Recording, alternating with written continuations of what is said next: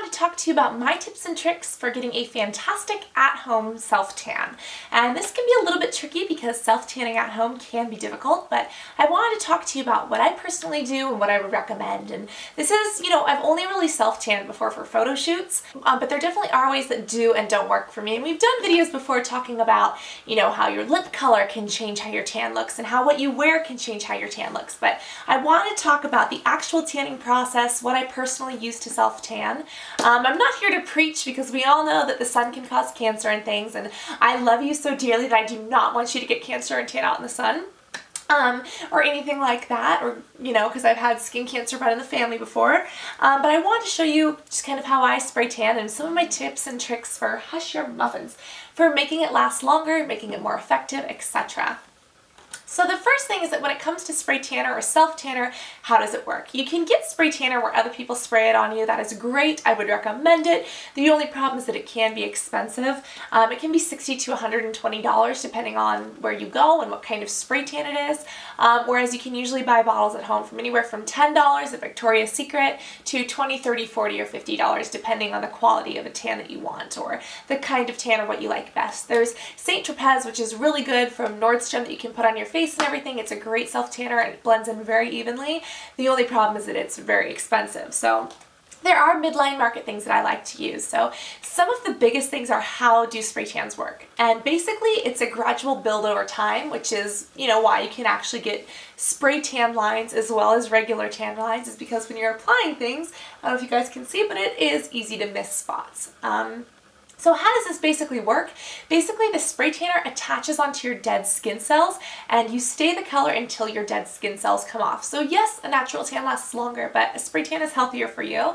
And the chemicals are normally non-toxic if you get them from like a regular retailer or anything like that, and you can just wipe them onto your body. Now, one of the problems is orange palms. That is definitely a problem when it comes to self-tanning or spray tanning. So what I would recommend doing is oiling up your hands first, or using tanning gloves. So when it actually comes to tanning, what do you want to do? First things first, find the tanner and everything that you want to use, find a color that works well for you, and prepare to do it for about 3 days in a row. Because the more layers you apply day after day, the better results you'll get, because if there are actual lines, you'll be able to blend them out more evenly, just because you have multiple layers going on, and it really helps build the tan. So first things first is make sure that you shave or you wax a couple days before or a couple days after. And I would recommend a couple days before, because shaving in and of itself is an exfoliating process. That removes some dead skin cells. So if you do that after a tan, that will actually remove part of the dead skin cells and then therefore part of your spray tan. Now, if you do it before, unfortunately what can happen is that the spray tan can actually soak into the little follicles where the hair used to be and can cause little black or brown dots. So I wouldn't recommend that either. So I'd say don't wax or don't shave for maybe a day or two. Or just make sure you do it kind of a week after, once you're kind of done with your tan. But I would recommend before, and also while you're in the shower, something very important to do is exfoliate. And you want to exfoliate with something that exfoliates evenly. There are certain products out there that exfoliate unevenly, which is great because you get exfoliation, but at the same time, some patches of your skin will be more exfoliated than others, or you'll have lines, and the self-tanner will adhere differently to those lines than others. So make sure you have a very fine scrub to do that with. This is one that is drugstore. I think it's like $7. This is the Tree Hut Shea Sugar Scrub. The one I have in my bathtub currently is Fig and Olive, and it smells great when you're using it, but when you sniff it out of the bottle, it smells like a porta potty. I kid you not. I will talk to you about it sometime, because I was like, what is this? Like, in the bathroom it smells like figs, but you actually go to smell the thing and you're like, oh my lord. But this is the other one that I absolutely love. This is what, Kiwi Guava, Island Kiwi. I absolutely love this. It smells like heaven, but you can make your own sugar scrubs at home too. But you want to make sure, I'm done with you. Bye. But you want to make sure that you scrub and exfoliate your legs or your arms and your entire body, so that way the self-tanner adheres better, because the more that you exfoliate, you're getting rid of that dead skin that was going to fall off anyways, and you can actually get the tanner to soak into the skin where it's meant to be. You also want to make sure that you remove the exfoliant completely so that when you get out of the shower, you can towel off. Now, you want to towel off and make sure you're completely dry, but next thing you want to do is prepare your heels and your wrists and your hands. And the reason why is because when you spray tan, the tanner loves to soak into places like your heels, and that can be very unattractive because it drips down your leg and it soaks into your heels and it looks like you have a big either birthmark or like really tan spot like right there on your heel, like from a blister or something, or you get yellow palms or there's like a line like, oh, here's tan, here's not, you know what I mean? Which for me means I actually like to leave a little bit on top of my shin blank, and not apply tanner to right to the very top and just apply it to the sides. And that's why I do it 3 times to make sure there are no spray tan lines. But doing that actually creates the optical illusion of longer legs or longer arms, and naturally my top arm is tanner than my bottom arm, so I actually don't apply it here and I kind of leave this area blank and I only apply tanner to the bottom area. But what I use is usually an oil-based lotion, and I apply that to the places that I don't want the tan to sink in. For instance, to my neck, to right here, to my chest, to the shins of my legs, to my knees and my dry spots like my ankles. And this is one from Lush. This is called Charity Pot. I love it because it not only helps charity, but it is an oil base, so it really helps to prevent the tan from soaking into the areas that this lotion is applied. Not to mention it smells fabulous.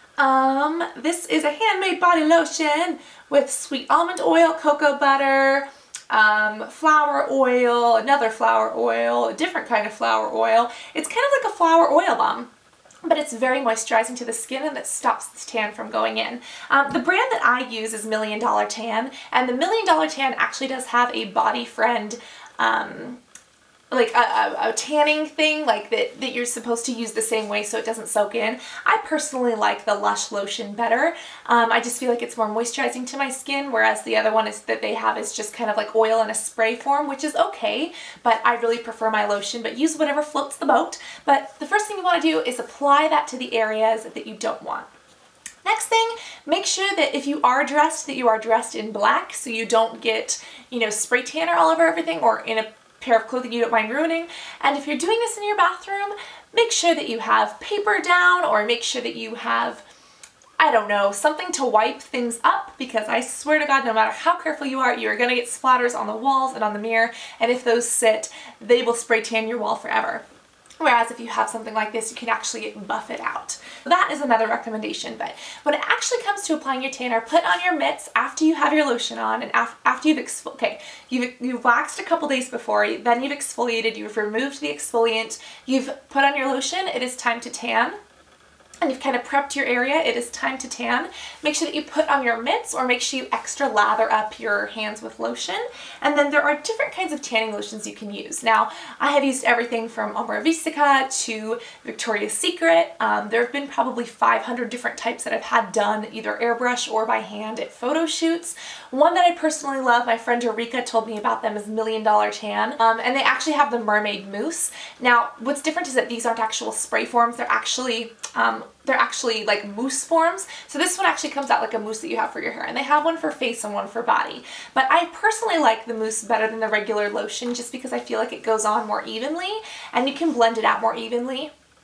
But you basically put your tanner on. Now these are brand new bottles for me and I don't want to open them until I've used up my old ones. These are the Extreme Lotions and these go on very dark, and what's great is that once you put these on, the color starts to develop in front of your eyes so you can see what areas you've missed and what areas you haven't. So you really want to rub this all over your entire body, avoiding those areas that you have lotion, and wash off your hands immediately when you're done.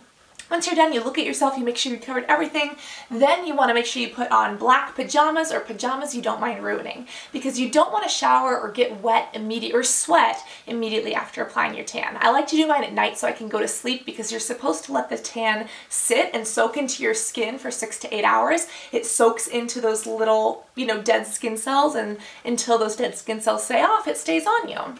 So you really want to give it time to do that, and that's why I recommend, if you really want the perfect tan, doing it for 3 days, because even if you try, you might miss a spot, or there might be a little, a little piece that you miss. So after you go to bed, you can wake up the next morning, shower, your tan will be amazing. If you want that night, do the process all over again, and if there was a funny line, just kind of blend it out with a little bit more tanner and a little bit more lotion, and that also deepens your tan. But that is basically the tips and tricks for keeping a tan. So how do you keep a tan longer once you have spray tanned? You can definitely go in the water, go in the sun, do whatever you want, and use makeup. I would say be careful with the makeup remover or with actual exfoliating brushes like the Clarisonic or the spin brush. Make sure that you're careful because that is exfoliating. Careful when you're waxing or shaving because that is also a form of exfoliation, and basically the tan will stay on as long as your skin does, and when it exfoliates, the tan will naturally come off. That being said, you still have to use sunscreen and stuff because this stuff doesn't protect you from the sun. But that is how I spray tan and my personal tips and tricks, and hopefully something that can help you. So if you have a brand of spray tanner or fake tanner that you absolutely love, please tell me what it is. I would love to hear more recommendations and try out some new things because, like I said previously, I've only done tanning for photo shoots, but I've realized that maybe I want to change up my look a little bit this summer. So I hope that this helped you. I cannot wait to hear everything you have to say in the comments or hear about your own experiences with spray tanners. Should we do a spray tan disaster video? Would that be really funny? Because I do have a spray tan disaster that I could tell you about. This could be really interesting. Tell me what kind of videos you want, but I love you. I hope that this helped you, and I cannot wait to talk to you all in the next video. Love you guys. Bye.